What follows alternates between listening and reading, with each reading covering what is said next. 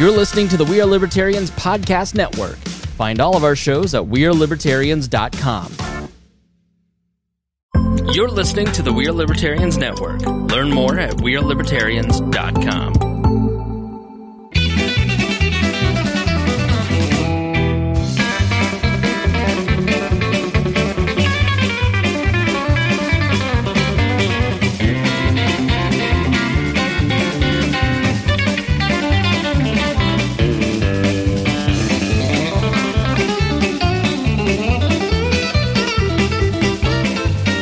Welcome to the Boss Hog of Liberty podcast. This is episode number, this is a big one, 350 of East Central's favorite podcast, Jeremiah Morrell, joined by executive video producer, audio engineer, and our city correspondent, Mr. Zach Burcham. Good evening. And Jesse Riddle. Jesse, do you have a title? Do you want a title? I think you're on the website. I am the president of Bitmover Industries. What is Bitmover Industries? A business technology consulting company. Oh my goodness. Is it expensive? Not usually. All right. And if they I don't think it is. Some people might think it is, but I don't think it is. And if they want to reach out, I'm not making a lot of money, so hang on. I was given a business card that it's too Jesse shits on my stuff all the time. I can't read his business card. It's too small. If you want to contact him, you can call him at 765. Get your pencil. 520 tiny 02 82. That's my personal phone. It's on your business card. Yeah, it's my business card. You guys want Jeremiah's phone number? 765. So thanks for joining us, everybody. Today we got two big topics we're going to talk about. The city of Newcastle. We covered very heavily the city election in the fall, and since then there has been a downturn in the city finances that we're going to talk about. We've really not gotten into it because we were in county mode, and then we were in racetrack mode. But we need to talk about it because it's kind of significant. I'm in Depeche mode right now. So, yeah, you are 40 years behind, and we have a scandal with an Indiana sheriff who's we've heard the word corruption thrown around a lot in the last 4 or 5 years on this show. I think that this sheriff story is going to be the ultimate corruption story we've ever done. So we're going to talk about that. And then we're probably going to wrap up with a little bit of fun events and stuff that's going on around town. Well, mine says Rex Bell's here. I'm reading a little bit of excerpt. For those of you who are Patreon members, check out the show notes.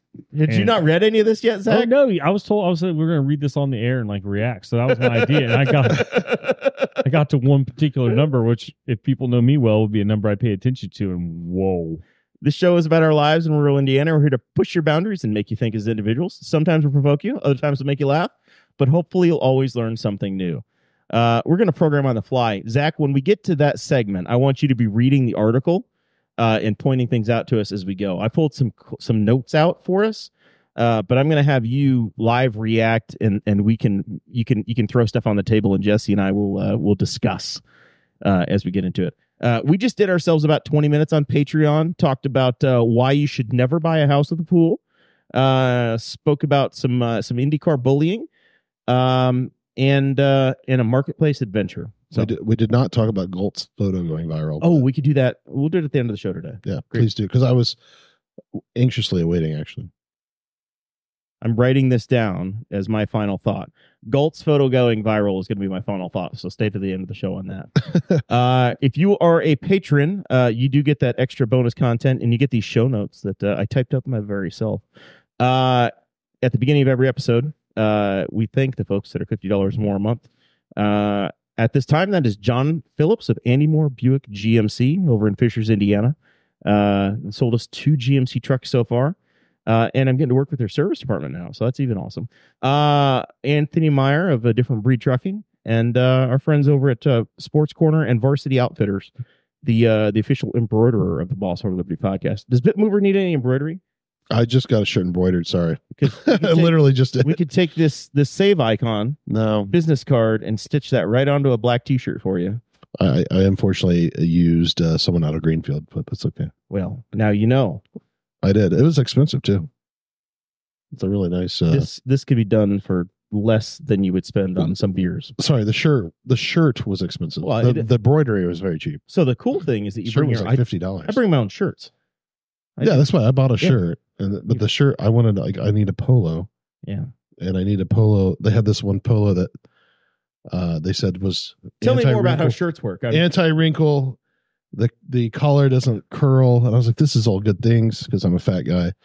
And I need to look as good looking as I can. So anyway, it was a very expensive shirt. Sorry, we're derailed. You only need one? Well, that's all I could afford.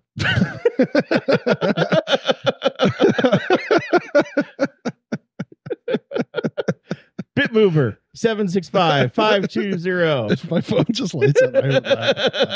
He doesn't have corrupt sheriff money. Not yet. Not yet. I got to run for sheriff first. So we got a very rich sheriff in a very poor town. City of Newcastle, Zach. A lot of friends of ours are involved in the city government over the time. We've gone through 2 election cycles on this show. Not seen a lot of changes in city elections. Pretty much the same faces have been there the entire time. Yep. Very, very few changes in the last 4 years. One city council chair has changed since I've been going to meetings. So I didn't know how to start this.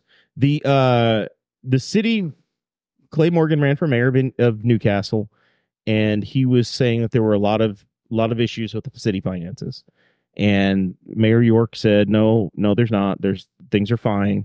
It'll be okay. State Board of Accounts looks at everything and gets reviewed. Around March or April of this year.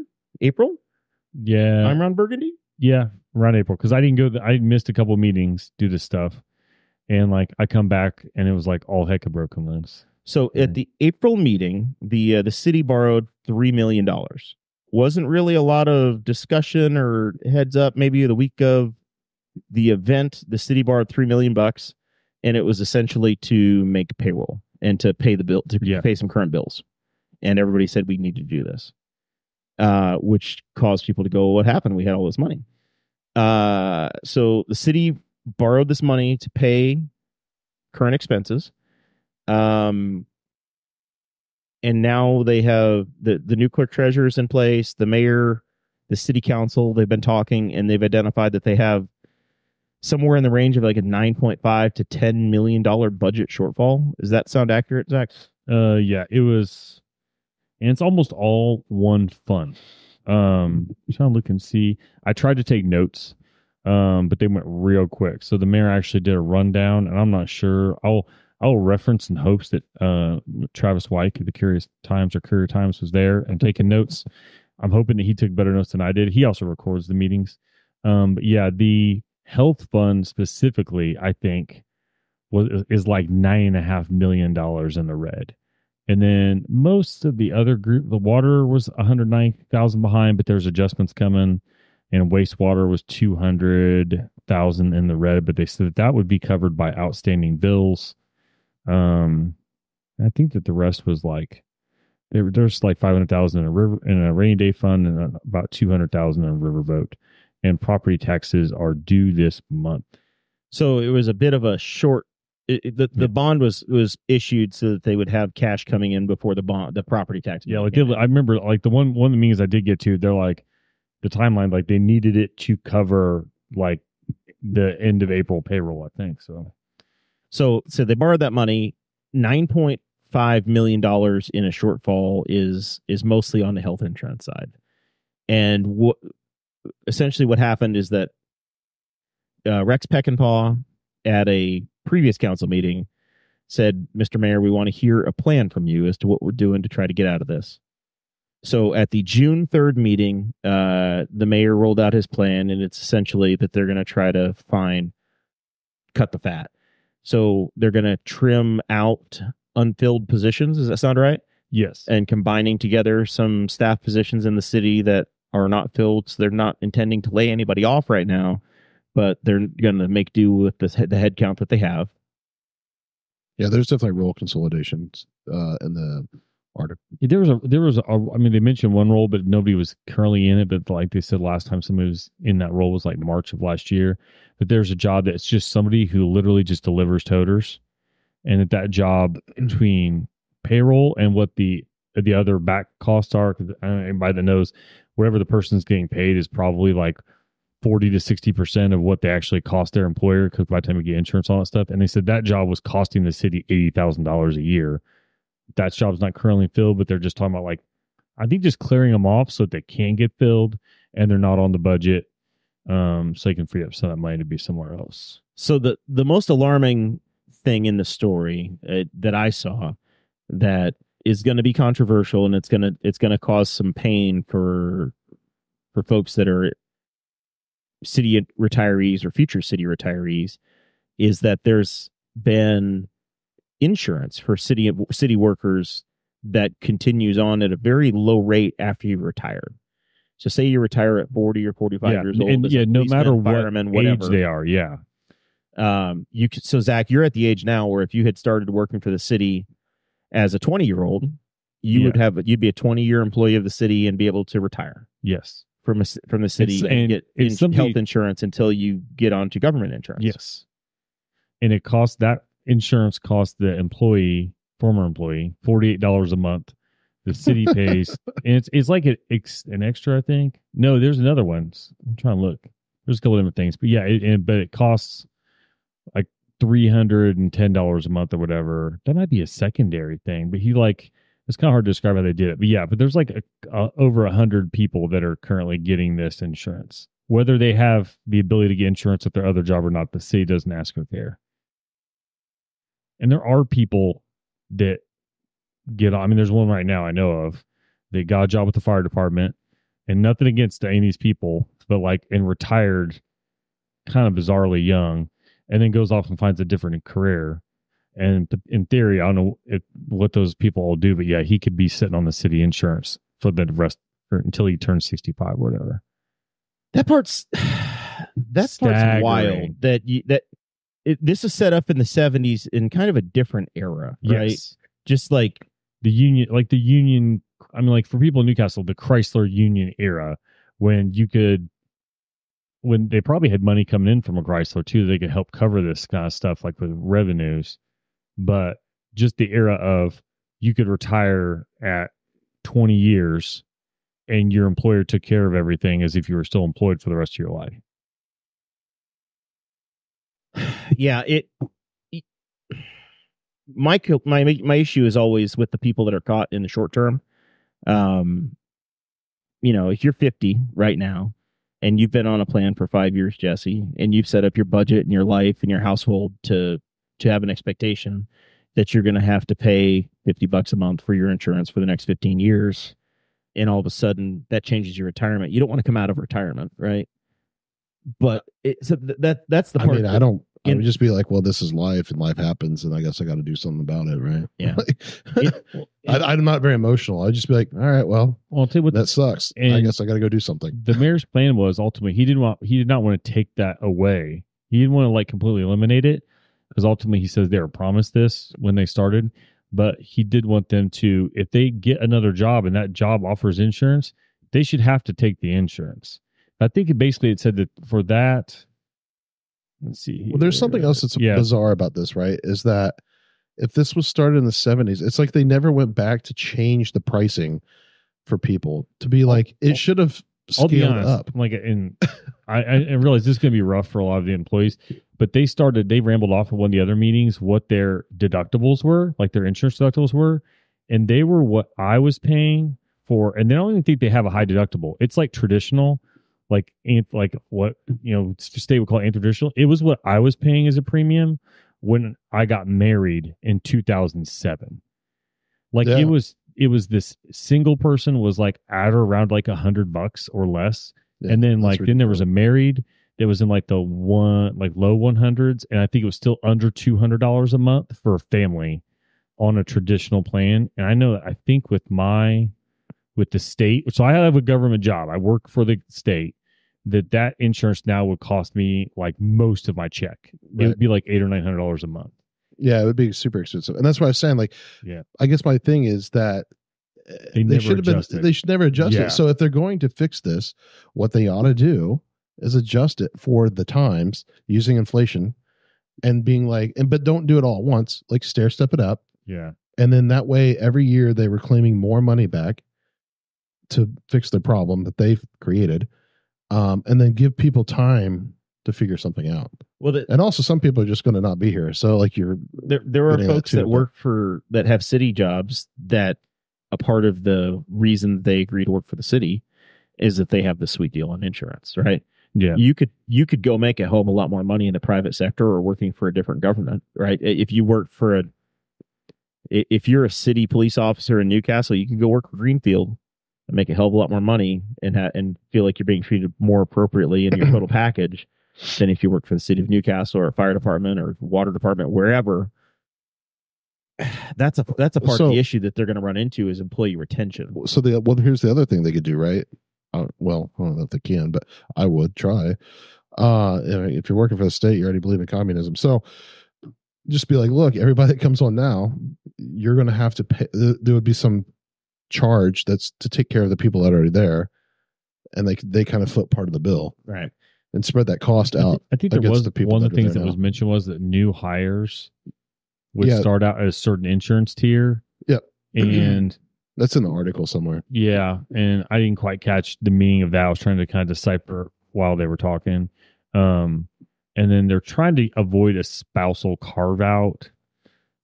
Spousal carve out's what says that if your spouse is offered insurance, they have to take it. Yeah, and they're trying to avoid that. I don't know why you try to. Every company's doing that. So like, well, not every company, but a lot of companies are doing that. Yeah, I think I'll take the only downside to that is I'm kind of curious as to how that works. We have high deductible, and it would be really annoying if it somehow splits it in such a way that it opens up the family, if you have a family, to more having to pay a higher out of pocket, because instead of rolling it all together into one out of pocket for the year, it's split across. Like, because like our family hits deductible a lot, so it's like whatever $8,000 or whatever for the year. And if all of a sudden that turns into like, oh well, you're open to 16,000 because if your wife gets on this and your husband gets on this, like it's split evenly in an unlucky way, that would kind of stink. But I do understand that, but. Yeah, it was just, and I asked somebody that would kind of know about, like, how does this happen that the city, because I'm still confused as to how the city both pays for insurance for employees, but also opens themselves up to these huge costs. And it basically, like, they're kind of hedging their bets, and they're told this is what you can plan for, and that they've just consistently over the last decade or so not budgeted for that amount, and they've been cautiously optimistic, and it's not worked out for them. So the city, it's like a donut hole, right? You have a minimum. Yeah. You have a minimum that you're going to pay. You're going to pay into something. I say the employee covers $5,000 worth of stuff, right? That's your minimum deductible. And then the city jumps in between, say $5,000 and say $150,000. The city is paying that difference. If you have something catastrophic and you have more than $150,000 in expenses, then the insurance company steps in and actually deals with it. But it's that middle bucket that is so expensive and that can bleed a city on insurance. And so far this year, the city's taken like $1.5 million is what they paid out so far. Last year, it was $6.3 million total. So they're, knock on wood for the city, they're doing a little bit better this year. But it takes one person getting sick or something like that, and they can wreck that. So. Well, yeah, but that's where they get capped out of the 150. Yeah. Like you need multiples getting really sick, but it seems to happen. The so I just lost my train of thought real quick. Forget it. I've lost it. The concern I have with this is as a city taxpayer, you're going to be looking at a massive budget shortfall, right? That's one side. And you look at it from the shoes of how the hell are you going to pay a $9 million shortfall as a city taxpayer? As a city employee, you're looking at this, and this is your livelihood. That's the part that you really have to be careful and be concerned about, is how do the folks that work for the city. That's my fire department, right? I don't live in city limits, but Henry Township is the city of Newcastle Fire. I need those folks to be happy and ready to serve and well trained and have what they need to have to be able to perform. It's tough. It's a really the part that's so frustrating is that it just magically seems to have appeared overnight. Nobody really. Yeah, It was. We were all getting told, and in this room, that there was a plan. Things are good. Yeah. There's a plan. Don't worry about it. Yeah, we'll get dug out of it. And then, yeah, like I said, it was on my nose for sure. I go to all these meetings and don't hear anything crazy going on. And there's an accusation of like the cup game, kind of moving money around here and there, which honestly bet happens a lot of municipalities and a lot of governments, is that they're kind of borrowing from one account to pay another one, but on the day that they get it audited, everything's where it should be. And all of a sudden they come back and like they're like, yeah, we need to do this now because we're not going to be able to pay other bills now. And it's right after an election, which is obviously people like to point out like, oh, they held it together just long enough to get through the election cycle. Well, I mean, clearly this problem has been happening for years. But there's one, and there's only one person who's been in office for that many times. But one of the things that came up was like that there's just, I think there's two different things on the insurance, and it was one is the retirees that aren't quite of age, and there's also like they offer a secondary insurance for retirees. And that one of the guys, they said one of their former employees came to him and was like, hey, can I get off this? Because I found it cheaper. And the city's like, yeah, we don't shop that. They've never shopped this other plan. They have no idea how much money they could save themselves by just getting somebody else to do it. Because the guy's like, on his own, this one guy found. He's like, I found something that's cheaper than what you guys are offering. And they're like, oh, they don't even have a contingency to offer him the ability to do that yet. So that's one of those things like, if you're going to offer that stuff too, you should be very active in making sure that you have the best deal possible and not just like floating along being like, this is good, and then not knowing. So if they said today, right, if they said today, we are no longer going to allow this prep plan to happen for anybody that's a new city retiree. They said, as of 2024, if you're a city retiree, jump on this, you have to come off of it. They said we're going to honor the commitments with people that are here. So if you're 40 today, you're off of it at 65. At 65, you have to go to the government insurance, whatever the hell that's called, Medicare, I think, right? Everybody at 65 by law has to get on Medicare. We talked about that with Rex Bell last week.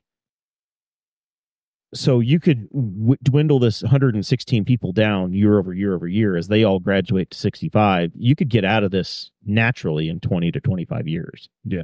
And your exposure every year would go down. But the biggest thing is ripping that Band-Aid off. And it's just like, in the corporate world, we got rid of pensions. You have 401ks, right? I worked for a company that had a pension plan, and they said, hey, Jeremiah, we will pay you everything we owe you in a pension into a lump sum today, drop it into your 401k, and as a sweetener, we'll give you an extra 3 or 4% in your 401k free as long as you work here. Cool. Sign me up. I don't trust that you're going to exist anymore 20 years from now anyway. I'll take all the free cash I can get now and save it, and it's fine. I was going to say, it's definitely, the state operates on a very legacy way of thinking, and it doesn't make any sense. I mean, because the states to this day still have pensions, and it doesn't make any damn sense. This was the frustration I always had when I was on the Memorial Park Board, is that your biggest cost is labor, and your costs, even if you make changes to your labor today, your costs are baked in the past. And government doesn't always look at trying to keep costs in the current year, right? So you can't be nimble. So you've got legacy costs that are from commitments that you made 10 years ago, 15, 20, 30 years ago, and you're stuck with them for a very long time. And then as you have population shifts where a community doesn't grow like you hope it would, or maybe it even contracts in size, Marion, Indiana loses 200 or 300 people a year. Newcastle's maintaining. You've got aging infrastructure, aging population, and then you don't have the things you need to be able to. This all works if you're still growing, but then if you're not growing, you're not building houses, you get stagnant, and then there's the problem. And I know, I did see. They said there was at least one person I saw that recently retired, and they're not that much older than me, and I was just like, wait, that's a thing? Like they can do that? And then to find out, they can only do that, but they can do that and just sit on the city's insurance for the rest of their life with their whole family. I'm like, I don't know how that's not a loophole that wasn't closed 15 years ago, because the idea of a 20 and out system still being in place is staggering to me, because I even thought at the time it was staggering. This is a former UAW town. You had people that could get a job at 18 out of high school and they could retire by the time they were 40. And some of them didn't, though. Some of them, like, I like my job, I'm going to keep working here. But some of them were like, tap out and go get another job. And in theory, they could hit 60 and retire on 2 pensions. Yeah. And the fact that, like, a lot of people did. I mean, I have been a couple times in the last couple months with the city council meetings, been shocked at, like, and I think that hopefully they're kind of learning the lesson now. And, like, not that I was, like, oh, you guys should have seen this coming, but I didn't, like, but they haven't raised water rates in like 10 years. And then they haven't obviously touched insurance rates in like 15 or 20 years. And it's like, and now they're like, well, people are going to get mad at you. And it was kind of like a thing before the elections. They brought up potentially rates, like potentially charging people for ambulance rides. And for the most part, they're trying to just charge insurance. They're not trying to charge above and beyond that. But, like, it was coming up on the city elections, and they're like, yep. And they just, like, tabled it. Hasn't come up yet. And it's like, at some point with all this stuff, you got to rip the Band-Aid off and do it, because now the city employees are going to be in a bad spot because you're having to fix 15 years of them. And you can't, you have to find a way to either compensate them, because that's one of the things the mayor's like, we want to get all this set up, and we won't be able to give them a raise, because I think he anticipates we're going to have to raise their insurance. So at least we can shore everything else up and then give them a commensurate raise. Because I know with the state, that happens a lot where our insurance goes up and then we get like a little cost of living raise and it covers insurance. That's literally what it does. We just kind of sit in the same spot. If they could at least do that, but you hear like the number of things that they've just left for 10 or 15 years without adjusting it, so they could say they didn't do it. And then now, like, well, that's what it gets you now, is that you're going to pay the piper. Take people off. Yeah, you haven't given, like, people won't even notice a 1% increase every year for 10 years. Yeah. But you slam them with a 10%, or now it might have to be 15 to catch up. Then all of a sudden they're mad. Well, that's what happened in Nicetown. Yeah, because they've raised the water rates in Nicetown several times. In Newcastle's water rates haven't gone that bad, but what people complain my about, sewer rate has. but the sewer, swear to God. and that's what people are mad about, because it's and like, and I can, my water bill has my water bill, my sewer bill, and my trash bill are all rolled into one, and the water bill is very reasonable. It's like $12, but the three combined is like 105 to 115. And 12 or 14 of that is trash, which just went up a couple bucks, I think. The rest of it's sewer, and it's because of the stormwater project where they ripped up, every, like, half the streets in town over the course of like a decade, fixing the stormwater and sewer separation issue. So, yeah, so Nicetown's considering going to the town absorbing the trash stuff and getting rid of the ability to shop around. And I was, well, yeah, because you got all these different trash companies tearing up my road. There's trash truck on the road every day, Jesse. Yeah, well, that's literally what they said. Yeah. And Big B's out there on Tuesdays, and Hayes is out there on Thursday, and Waste Management's on Friday. But I will say that the rates that was sent to the town are like, let me think about this. I think I pay $80 every 3 months for trash. Or 85, something like that. And the rates would be like like one of them was like $15 or $17 a month. So it's potentially a significant savings on the front end for you. Oh yeah, that'll be huge. Oh, I mean, it's, what are you going to do with margin extra wise money? That's like 4 beers. No, I don't care. It's just more money that I don't have to, like, and it would be nice for it to be in my one bill, because I always forget to pay Hayes, because they still pay postcards. I mean, and the trash came up too. One of the city councilmen brought up our trash goes to Muncie, and the trucks go to Muncie, and they're like, there's got to be a way that can't be cheaper on us. But I think the last year that they went to Hayes, they blew like $15,000 worth of tires. Yeah. And they're like, yeah, we burned like $5,000 worth of tires in the last 3 years, and those are all because we wore them out. And I actually, I've heard that they could just build a transfer station down there, and that's all they want. Actually, they said if they build us a concrete pad and give us priority in the line, they said, because this is what they said. This is what Lee Walker said. He said that we'll go up there and we'll wait for 20 minutes, 30 minutes at Hayes to dump. We'll be behind, Larry Joe with his truck. Yep. They said they build us a concrete pad. Don't make us drive on the landfill ourselves. Let us pull around, dump, leave. He said, we'll be back there tomorrow. But he also said, and I actually do believe this 100%. He's like, our trucks run better. He's like, because that run to Muncie is good for the truck. Cleans the diesel out. He said cleans the diesel. And I 100%, as a person whose brother's truck just spent 5 weeks or whatever at a dealership trying to get figured out. I 100% believe that like, oh hell, they could just take him for a lap once a week up to Springport and back. well, They could solve that too. I actually bet also if they just turned left out of Hayes and went all the way up to 70 and turned around and came back up 3, that'd probably do it too. But I just didn't believe. They're like, no, there's no way. I'm like, you know what? I don't doubt that that's actually not bad for the truck to just sit and cruise for a few. I don't think trash trucks are made for that, but I don't doubt it helps them. But that's the thing where like they're all about the city and they're like, we need to keep that money in the county. That's great, but I can't imagine that the amount of money that they would make from the city isn't worth pouring a concrete pad and just saying that's the city's pad. That's where they dump their trash and we come take it and just do it. And they could have done. They had 3 years to do it. I think that the city would go back, but that came up. I'm kind of curious about the fuel costs, but that was brought up as something else. And yeah, it is nonsensical to me to be sitting on Madison Street in Muncie and to look up and see a City of Newcastle trash truck going to downtown. It is bizarre, but is it downtown? Where are they taking? I don't know where the transfer. I mean, it's into the city because I've been on South Madison Street and see it.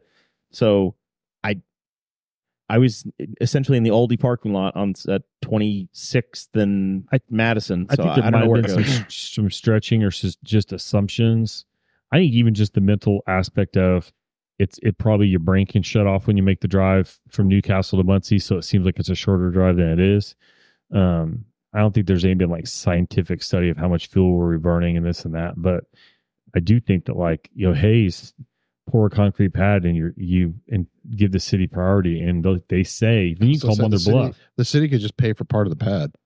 Yeah, if that's really going to something, we'll just pay for part of the concrete. Yeah, they own the concrete, so it's like they'll get it at cost. I mean, they own a chunk of a golf simulator that nobody can play, so I don't think a concrete pad would be a big problem. All right. Let's gracefully transition from golf simulator talk over to the corrupt sheriff story. We've heard a lot of corruption stories bantered around over the years on this show.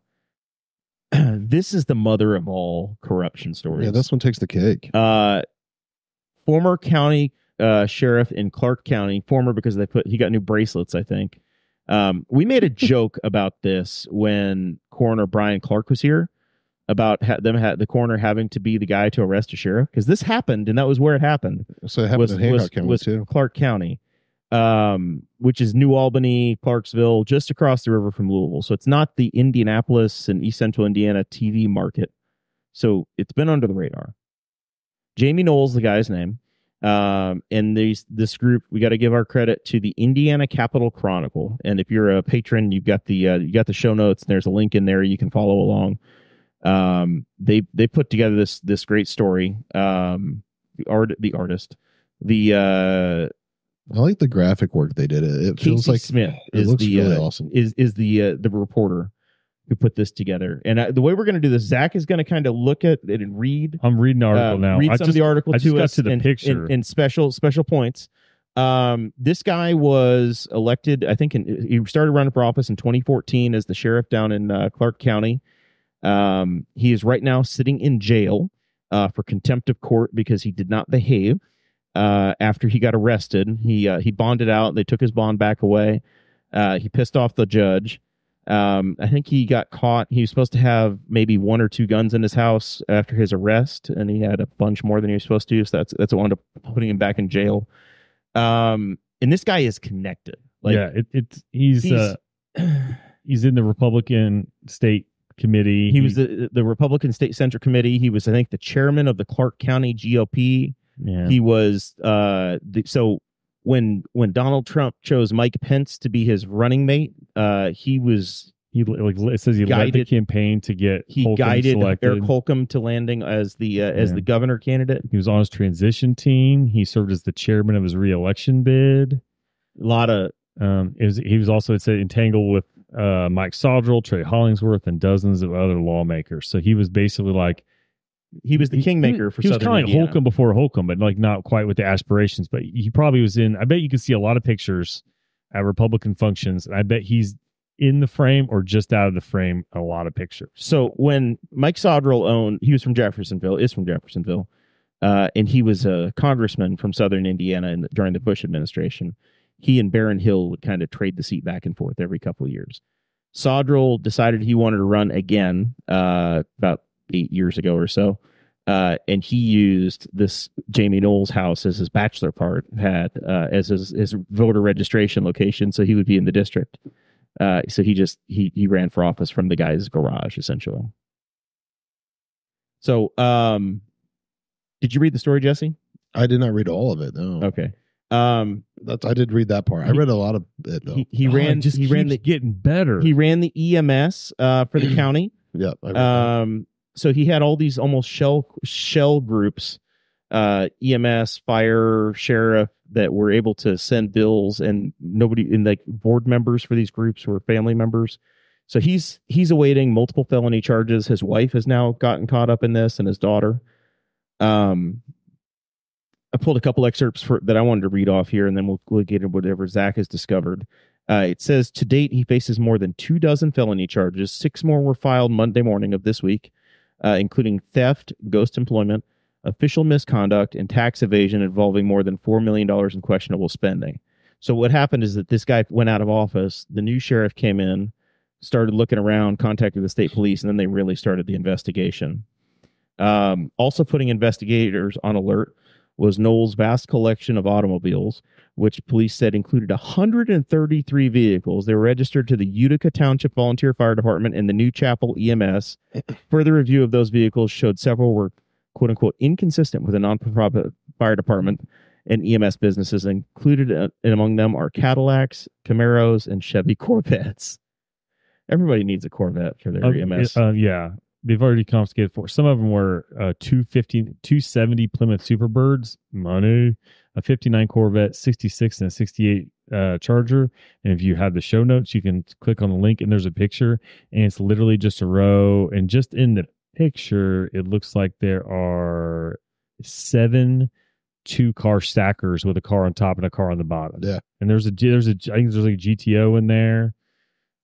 He wasn't real into exotics. Looks like he was into more of his domestics. There is a police car though, so maybe there's one legit car in there. There's a Crown Vic off the edge of the frame, but yeah, what's more scary is it's just in like a shitty pole barn that Mike Sodrell used to run for Congress. Yeah, they ran a congressional party out of. Like, Jamie Knoll has also been accused of unlawfully purchasing a Cessna airplane, which he reportedly used for frequent trips to his vacation home in Florida and to Cuba. He wrote the check off of the EMS department for the plane. Yeah.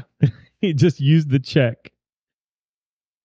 $4 million worth of money he spent. He was paying for an illegitimate child support payments that he had with a former local council person. And he when he ran for sheriff, Governor Pence made multiple campaign stops to help him get elected.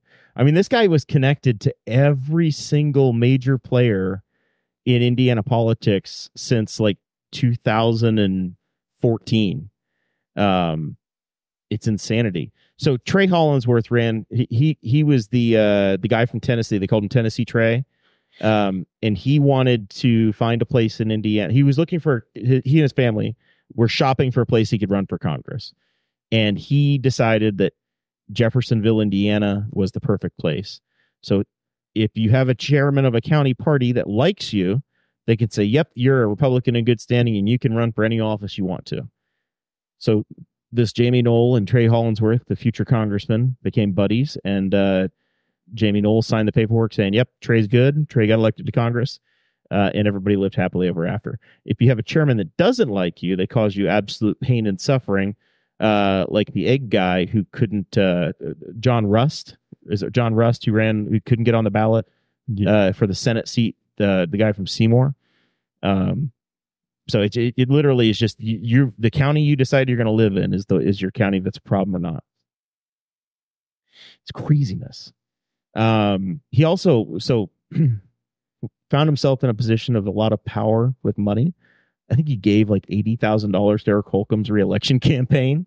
Wow. That Holcomb has not given away, not given back yet. Holcomb was asked about his relationship, and he said essentially, "Oh yeah, we met a couple times at dinners or whatever, but we're not, we both care about Indiana, so we'd run into each other." Yeah, okay, here you go. I did $80,000 wrong. He's put more than $100,000 into GOP campaigns between 08 and 22. Contributions, $36,000 to Holcomb for his campaign when he ran for governor and for Senate for 5 minutes. $7,600 to Mike Sodrell, $7,400 to Trey Collinsworth, Senator Todd Young, $4,600, Mike Pence, $1,900, current Congresswoman Erin Houchin, $2,900. It just goes and goes and goes.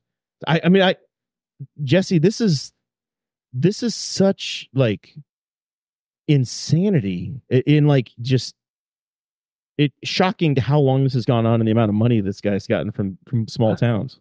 Yeah.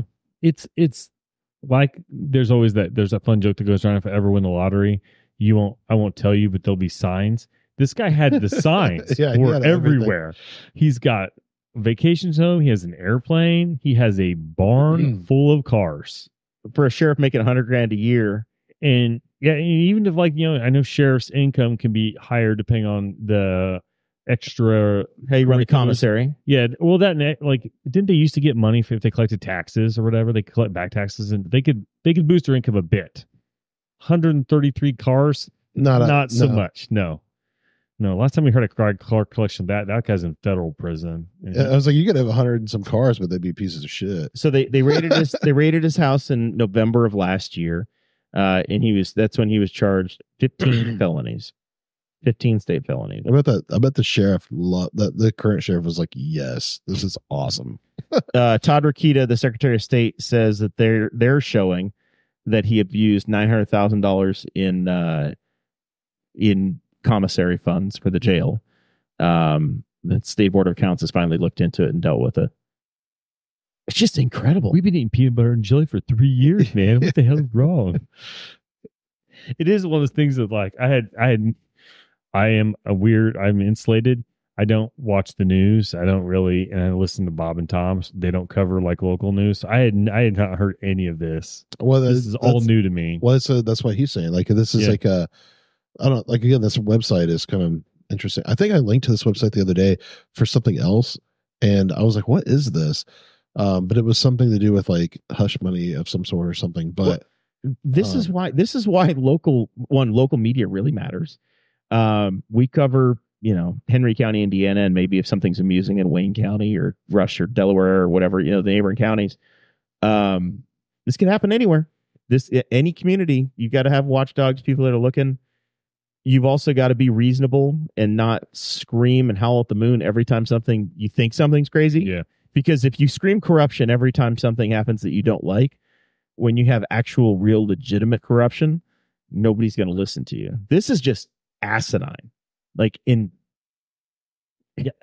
aren't even words. Yeah, I get frustrated because people they'll talk about city council pocketing money, like, oh, they're all lying in their own pockets. And I'm like, well, I know most of them, and you can say, well, you're biased, but like, I can point to you where they live. I can point that there's not like, Aaron Dickens not rolling around in like he's not rolling in a Cadillac, man. He's got Kias and he's proud of his Kias.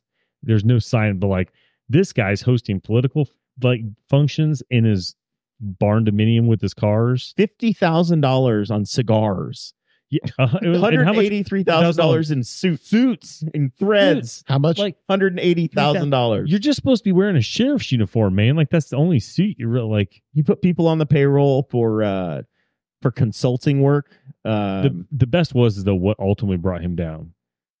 He started telling the jail and other employees to do work for him, to go do work for to run his errands. Yeah. And like work on his personal and that's what they're like, man, this is whack. And then the whole castle comes down because his little empire got a little bit too big to run on his own. He was giving his wife and his daughter government credit cards to go live their lifestyle on. Just swipe the card. Don't worry about it. Yeah. Out of the local EMS, $200,000 worth of tuition almost. But it wasn't a real EMS, right? It was like just a shell company that was like he was. I bet it was a real EMS. I'm sure it was probably legitimate, but it was a place to launder cash through. And if this story doesn't go into it, but other media copy that I've seen essentially said that he had all of the accountability structures that should have been in place. Well, he's the sheriff and he hires this department and the EMS, and then he and his family members are the board on the EMS. Like there's no oversight. or if there is oversight, it takes years for it to catch up. And I think that the EMS groups have a lot of money flowing through them because like it costs a lot of money, but you're like, especially if they're doing transports, then that's like that's an income source for governments is because they can make a chunk of money doing that. So yeah. This is the over 40 edition. Jesse was complaining about his knees earlier. I have a Charlie horse trying to start in the bottom of my leg right now. I've had to stretch my leg So back. I'm just gonna drop down here in a minute and roll around until we call an ambulance for me. Be writhing in pain. We know a guy, right? Yeah. Oh goodness, that is staggering. Like I know it's going to be an awesome Netflix special though. Yeah. Well, there's times I've been curious because there's once in a while, you know what somebody does for a living, the government employee or whatever, and you go by and you're like, how do they afford that?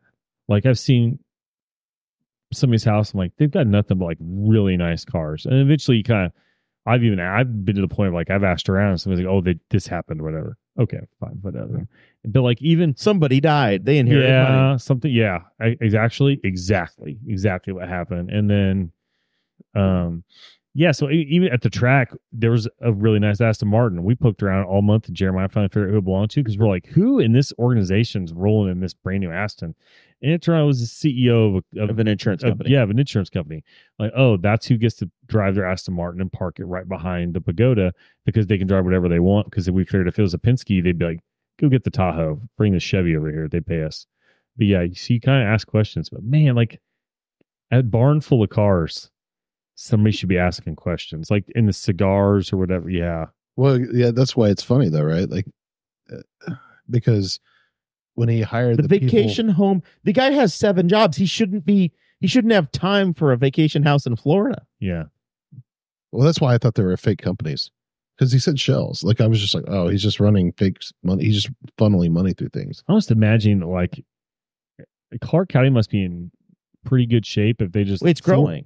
$4 million just gone. Yeah. He must be just a different situation too than Newcastle. I was going to say in Henry County where there's $4 million to lose. Like I don't think anybody's making that much money disappear in Newcastle and somebody not noticing because all the elected officials are going to be like, wait a minute, we're accountable for this.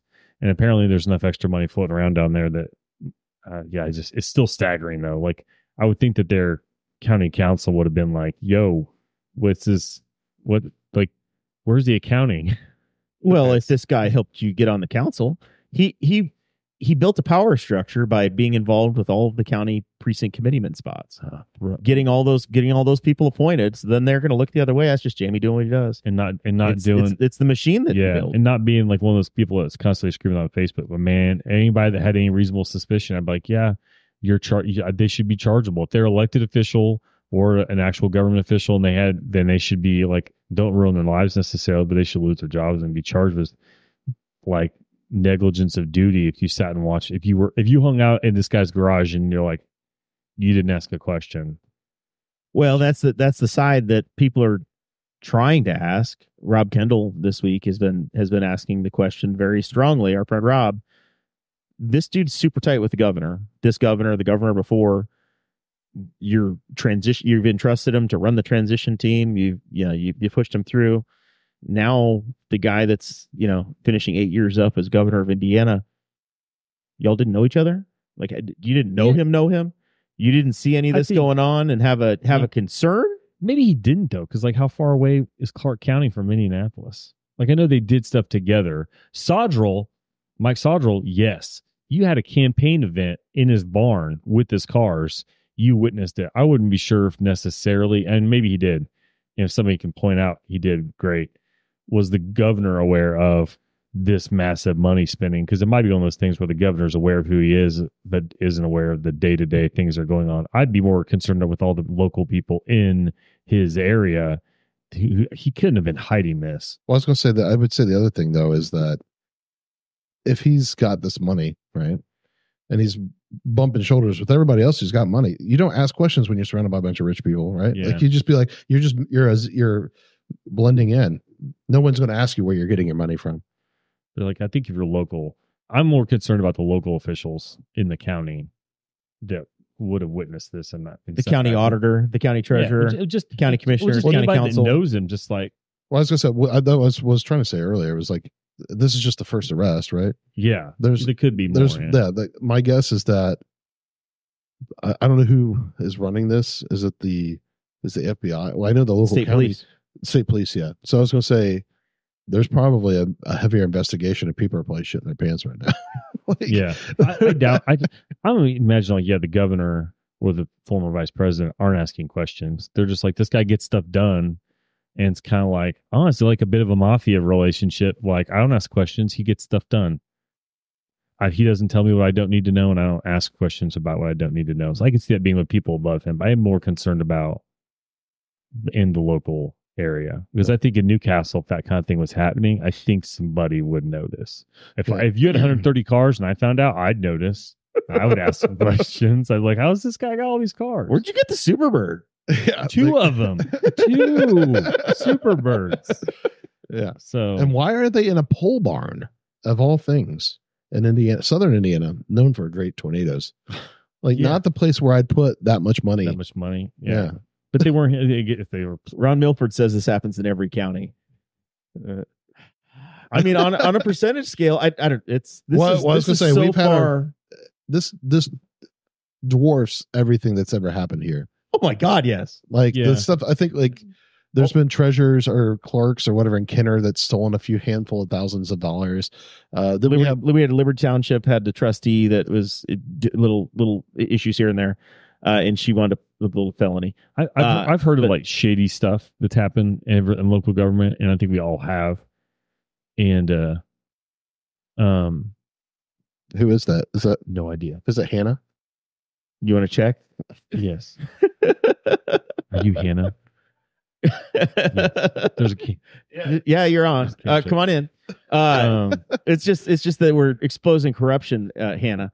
But and there's a chance Zach thought he was going to get shot right then on just off the camera. She successfully, I think, kept it. You can. She did. Sit over here. No, she made the camera just barely. But yeah, I've heard if you sit there and go that way, you'll be off and you'll be fine. Yeah. So I've heard stories and or stuff, you can join us, but never to that scale. But I was going to say the closest thing, but it ended up fizzling out. Right, was Hancock County. Again, the coroner had to arrest the sheriff there. Was it the sheriff or the police chief you guys had? It was like car shopping on a shift, and was like moving plates around on his cars in Nicetown. No, it was Greenfield. Oh yeah, I don't know. I just know the Hancock County sheriff. I think years ago, Bud Gray got in trouble, but he got most of it dissolved into nothing. So. Yeah, I think the police chief got Greenfield's. Maybe somebody from Hancock County got in trouble because they were supposed to be working and they were like in Knightstown or like they were shopping for cars, and then they found out they were moving the plates around on their cars, like not in the appropriate way. But yeah, this is the scale of this. Your sheriff's got a plane. He's going to Cuba and he's buying cigars. I mean, the only thing he didn't do is get a jet. He went with a prop job, a Cessna. It's just a basic Cessna. I want to see the suits. I want to were they like classy suits, or was he going like Dumb and Dumber? Do you roll up? And he said $180,000 in suits, right? And $183,000. Supposedly a good suit, right? $4,000. $4,000. So divide that number. That's how many suits this man has. You know what? Maybe he has to have Dumb and Dumber. Maybe like in Dumb and Dumber. He's got all the receipts, guys, and it's in a suitcase, and it's just IOU. I'm gonna pay it back, guys. Don't worry about it. Listen, when you hang around with the vice president and two or three former congressmen and the governor, you got to have suits. Those are legitimate business expenses. Not $180,000. Those are the taxpayers need to make sure you look good. Seriously, what is the math on that? That is, I don't know. It's like 2,000 suits. 765-520. $180,000 divided by $4,000. $400. About 450. 765-520-0282. Call that number and ask how many suits that would buy. Are you calling me? 180,000 divided by what now? You said about 4,000, right? Yeah. 45 suits. It's up fast. That's almost 2 months worth of suits. Awesome. Yeah, a month and a half worth of suits. And he's like, this guy never wears the same suit. Where's he keeping them? That's in his pole barn. In the pole barn. He's got in the trunk of the Thunderbirds. He's got a Supercar. Chevy van that's full of suits. It's just a suit van, yeah. Just roll on by. Jamie needs a new suit. Better roll that down there. It's funny though, because now he's got a nice orange suit. I bet it just sounds like he's probably like a 007 fan, because it's like planes, cars, suits. Like he's living like some weird Noel fetish he grew. Jamie grew up. Noel. Can you imagine if he just had the slightest bit of self-control and could have just scrolled this away, and then when he was done being sheriff, just disappeared? Right. And now he's going to disappear. He had the plane. Yeah. He could have done it. yeah. He could have been in Cuba. Yeah, just hanging out. But no, I had to have a barn full of cars. And I had to tell people that work with me to come clean or whatever the hell he did. Yeah, that's the funniest That's part. what I was saying. Like, honestly, he's trying to get free labor, and that's where the whole house of cards just comes crumbling down. you could have sold one car and paid for somebody, for maybe or maybe not a legal person, to come and clean your house. And they would have asked You no just questions. not bought a suit that week. He has some poor guy who is making $34,000 a year to like go pick up my dry cleaning, and the guy is like, "I got a suit at the dry cleaners. Go pick that up." And he's like, "Wait," and he's like, "What's going on here?" He's like, "I'm bringing this guy down." Like, he's probably because everybody knew that this guy was all kind of corrupt. They're all saying it was like, "Okay, I'm going to bring it down," and just brings the whole thing down. It's just He's like, go pick up my dry cleaner. Like, sir, you're picking up 45 suits. You're like, 45. Gonna need the box truck. All right. Fun events around town this week. I just threw this section in because Zach always likes to cover what's going on. The Middletown Fair is happening now. So we have a few major fairs and events throughout the year. Of course, the Moreland State Fair happens in August. And then the Henry County 4-H Fair will be in July. In Spiceland Freedom Days. I think they get a whole day and a half of freedom down there in Spiceland in July as well. that's all that Darren will give him. That's all Darren allows is a day and a half of freedom. And it's only like half a block long. and then it's back to just imprisoning chickens and whatever other work camps he has. Back to the hammer and sickle. Those graves won't dig themselves down there. So Spiceland Freedom Days, but Middletown has theirs happening right now. Yeah, they kind of kick off the summer with their fair. So yeah, that's always a fun time. If you can find your way to Middletown, good luck. It's one of those weird places to find, but You can't get there from here. You can get there from Anderson. I stumble there. That's I'll how I say- get there. I stumble there. I drove when I was younger. I was Barely a paved road. 16 or 17 years old, and I was driving a car, and we lived at Shirley at the time, and we just headed north on like the first road. We kind of did a dog leg, and I was like, we ended up in this town. It's like, where the hell are we? Middletown? Yeah, I was like, this is like a town with a bank. I was like, I've never been to this town in my life. Call it middle of nowhere town. Yeah, but it was like, it's only a handful of miles from Shirley. We had never been there my entire life growing up. Basically, drive west on 36 till you see the windmill, then turn right. Yeah. And I'll eventually Go get north. you there. Go too far north, you end up at St. Pierre Chevrolet. All right, so that was always their tagline. We don't make you go to the end of the world. We only make you go to Middletown. Solid. Feels like it. Yeah, that was their commercials back in the 90s. And then they moved out of Middletown, and they're out on State Road 67 now. So the Middletown Fair is happening now. And I've been drafted out of retirement to do some announcing work again. I don't think it's a paid gig. Pretty sure it's not a paid gig. Well, you need to buy a vowel and the letter D, and that would be paid. So PA. Public address for the Henry County 4-H benefit speed show. So I'm pretty sure anybody can come to this. Anybody of any age can enter, because my sister, who is over 30 now, is going to be out there riding barrels and doing whatever. So they have adult classes, they've got kid classes, all that, and I'm going to be the public address guy, doing all the horse racing against the clock events, Zach. So is it a speed show? Do you get to like talk like an auctioneer? No, As fast as you can. no. Ironically, you talk very. No, it's Slowly. I have some energy, but you're calling out penalties and saying that Hannah Davis knocked over 2 barrels and she's been disqualified. So if you get to announce your sister performing, Oh yeah, are you gonna are you gonna lay it on? she will. Yeah, if she I feel has like a this failure, she gets called out. I For feel it. like this is collusion. Are you going to try to Hannah get her- Morrell with an attempt. Are you going to try to Yeah. like say something to like throw her off before Yeah. she even has a chance? Let's see. Hannah Morrell in the pen now. Let's see if she's figured it out this time. Something like that, Hannah Davis. Hannah Davis, yes. Hannah Morrell Davis. And then you act sorry. So if she has a clean run, great. If she knocks over a barrel, well, that's 5-second penalty. If she knocks over 2, then we got to add 10 seconds.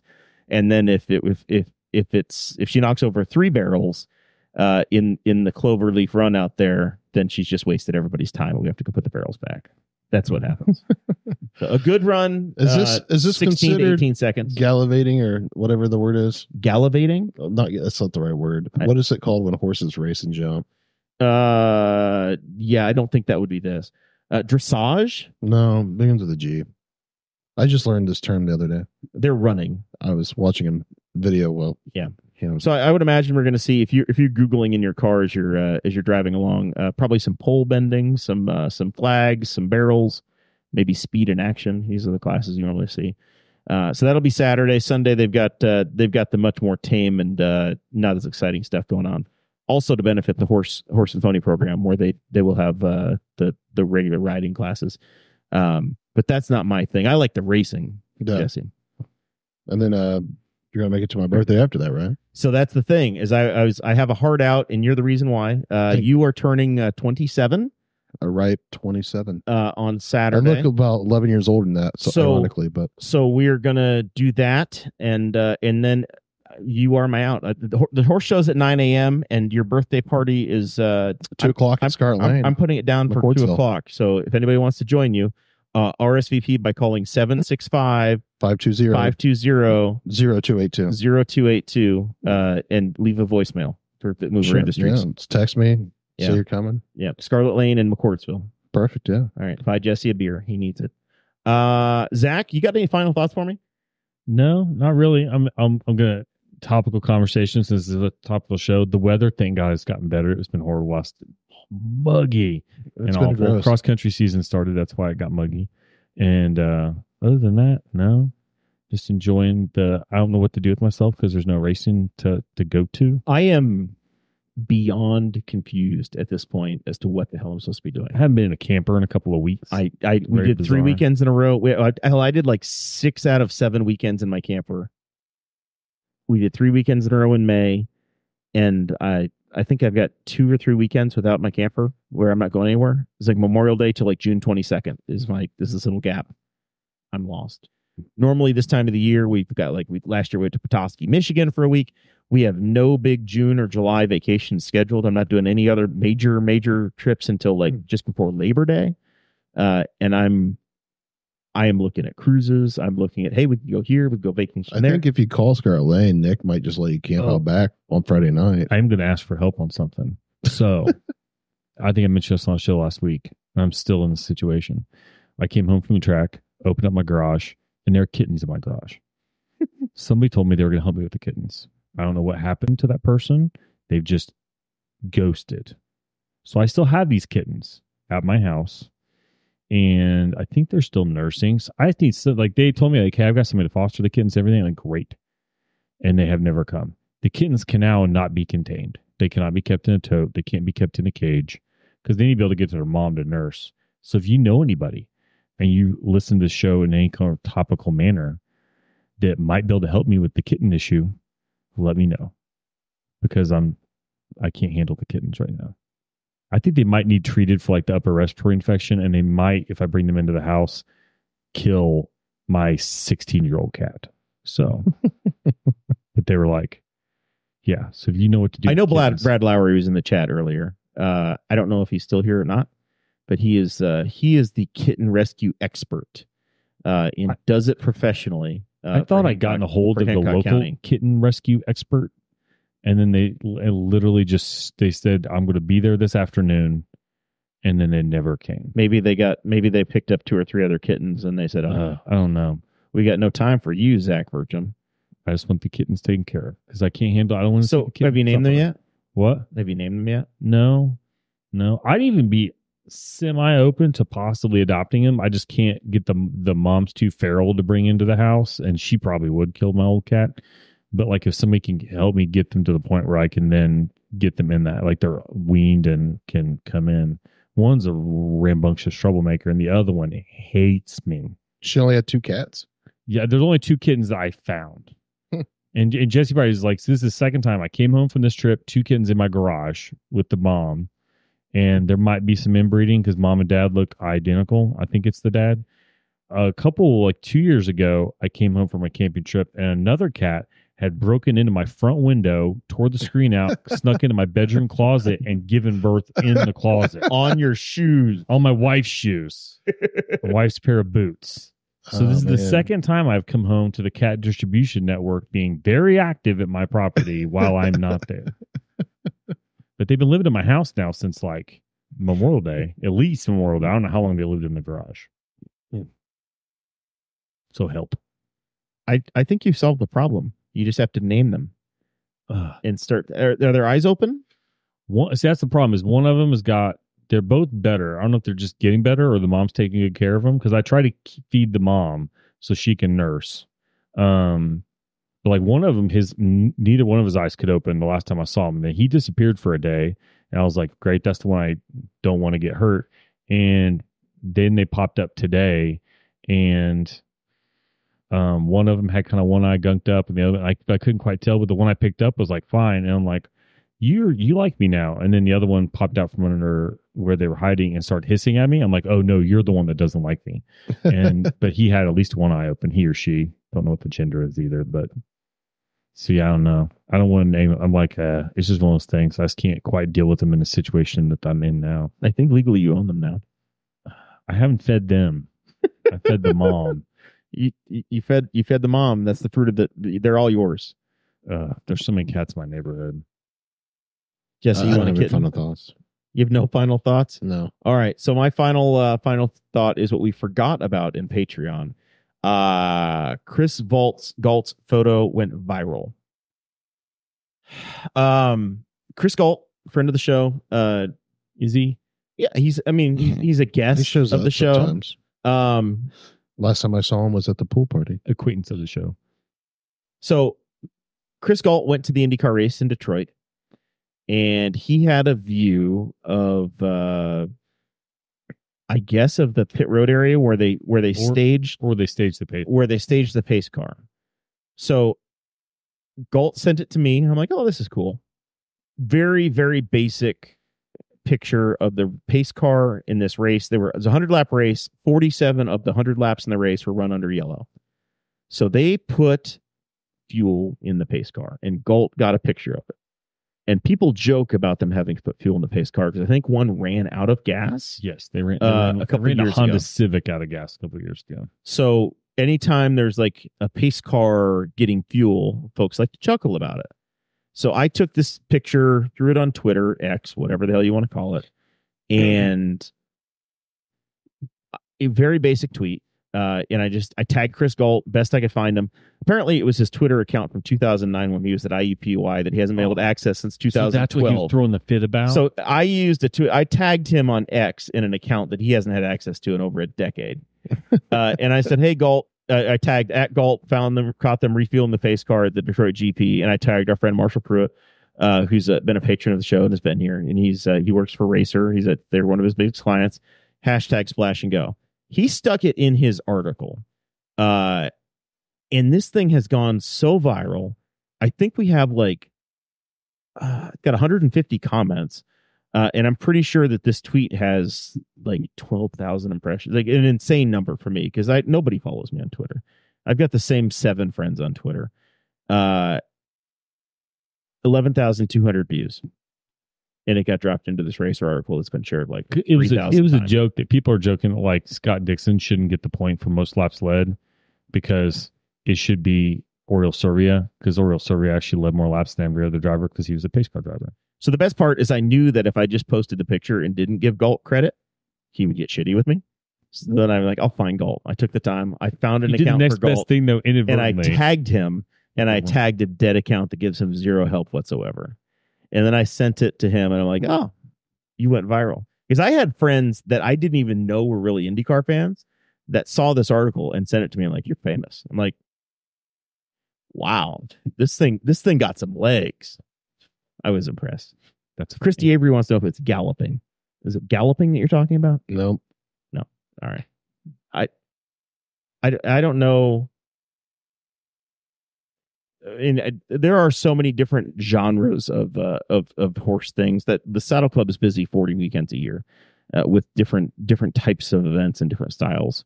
So it could be dressage, it could be jumping, hunter, hack. There's 1,000 different ways. You take the same animal and you can exhibit it 40 different ways. So anyway, with all of that, we will be back Thursday of next week. It's been our pleasure to have you here. Nice, tidy 65, 70-minute show, something like that. Looking forward to it. We'll see you then.